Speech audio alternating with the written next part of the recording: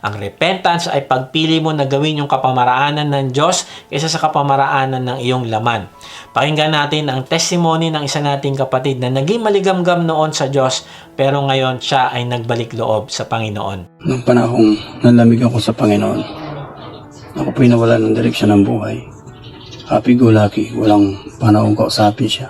Pasalamatan siya. Kasi nadaig ako ng layo ng laman. Hanggang sa isang araw, na tinapik ako ng Panginoon sa relasyon ko sa Kanya. Na ang naapektuhan ay ang communication at relasyon ko sa aking asawa na nalamig at nawala ng pagmamahal sa akin. At tatanong ko sa sarili ko, ba't nagkaganito?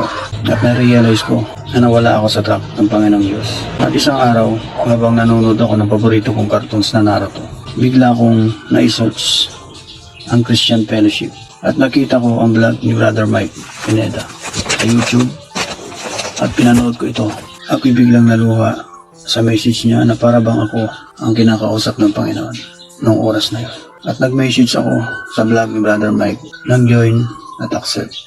At tinanggap nila ako sa Woodgy family. Mula noon, nanumbalik ang pag-ibig ko sa Panginoon na magpatuloy sa paglingkod at pagsunod sa Kanya. Kahit anumang bagyo sa buhay ang kaharapin ko, alam ko nakasama ko ang Panginoon lagi sa buhay ko, na lagi niya akong binibigyan ng second chance, bagong pag-asa, bagong pag-ibig, na niyakap niya ako. Muli, binigyan niya ako ng peace of mind na siya lang ang pwede kong sandigan, pwede kong lapitan.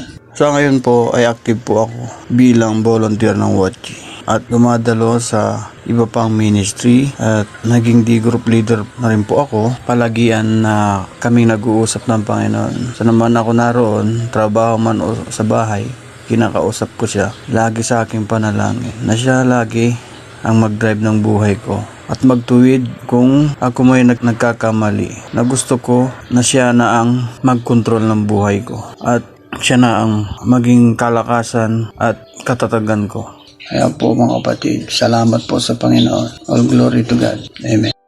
Salamat sa iyo, Brother Troy. Ako'y naniniwala na ikaw ay totoong nagsisi at tumalikod sa iyong kamalian. At dahil dito ay looking forward ako sa gagawing pagkilos ng Diyos sa iyong buhay. Hindi ko alam kung kailan o paano niya gagawin yung pagkilos niya, pero naniniwala ako na mararanasan mo yung abundant life na sinasabi ng Diyos. Sabi ni W.M. Taylor, true repentance hates the sin and not merely the penalty. And it hates the sin most of all because it has discovered and felt God's love. Kaibigan, na-realize ko na kahit gaano kalayo yung pinuntahan mo, palayo sa Diyos, ay kaya kanyang abutin. In fact, ngayon ay kinakausap ka niya. Kung sa tingin mo, ikaw ay naging maligamgam sa Diyos, pagkakataon mo na ito upang i-recommit mo ang iyong buhay sa Kanya. Kung sa tingin mo naman, kaibigan, na ikaw yung kailangan magsuko ng buhay sa Kanya, ay huwag kang mag-atubili. Ngayon na ang panahon. Sabi ng Panginoong Hesus sa church ng Laodicea, ay pagsisihan nila ang kanilang kasalanan at talikuran. And then, tingnan mo, yung susunod na verse, anong sinabi niya sa kanila?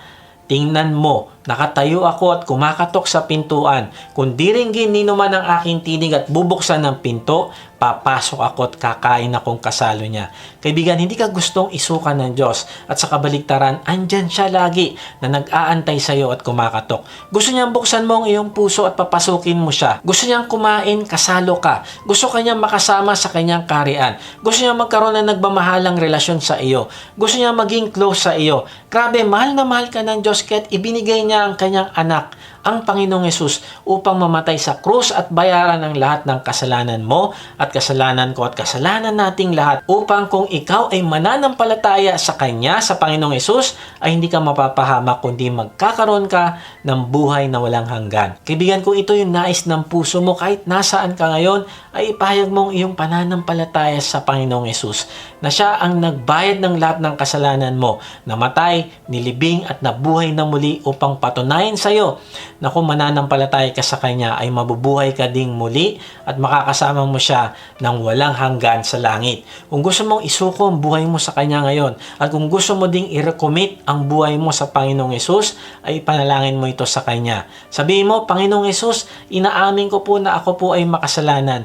Patawarin niyo po ako. napalayo po ako sa inyo. Nananampalataya po ako na ikaw ang nagbayad ng aking kasalanan sa krus. Kaya't ngayon po ay binubuksan ko na ang aking puso. Pumasok ka sa akin at manahan. Ikaw na po ang manguna sa aking buhay. Tinatanggap kita bilang aking Panginoon na tagapagligtas. Simula ngayon, tatalikdan ko na ang aking kasalanan. Gamitin niyo po ako sa inyong kaharian.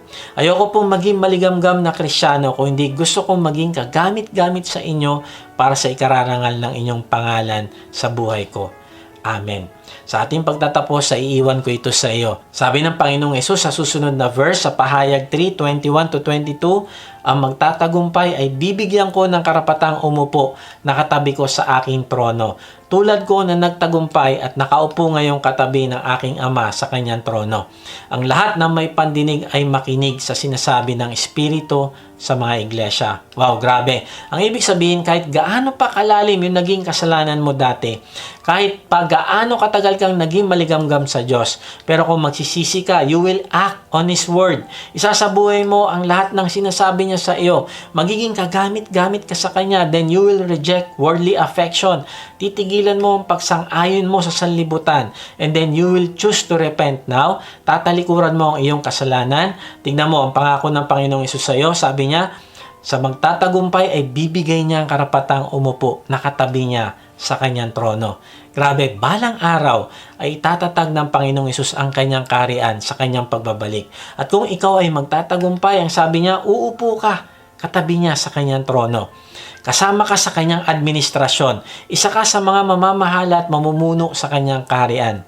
Kaibigan, ang abundant life ay hindi lang dito sa lupa, kung hindi hanggang sa susunod na buhay kasama ang Panginoong Hesus. Kaya nga, pagsumikapan mo na huwag kang liliko sa kaliwa o sa kanan upang hindi ka maging maligamgam na alagad ng Panginoong Hesus. God bless.